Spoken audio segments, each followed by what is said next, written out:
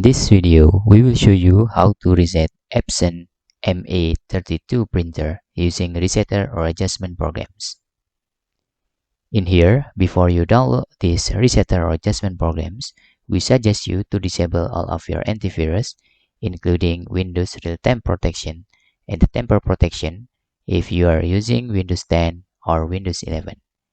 In here, I disabled the real-time protection for a while. After that, we can download this resetter. For this resetter, the link on pinned comments. After you get the files, you can just extract the file by right-clicking and choose Extract All. Then, you can see there is the resetter folder. Just open the folder and double-click in Adjustment Programs. In here, you need to click Accept. Then, you need to click the Select button and select model name and choose Epson ME32 Printer. And you can click OK in here. After that, you need to click Particular Adjustment Mode. Just scroll down and select Washing Pad Counter.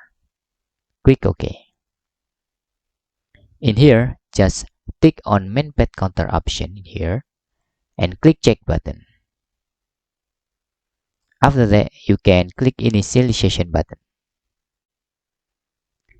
When you encounter an error, you can just try to repeat the reset process and make sure your printer is on and try to connect to another USB port for your printer.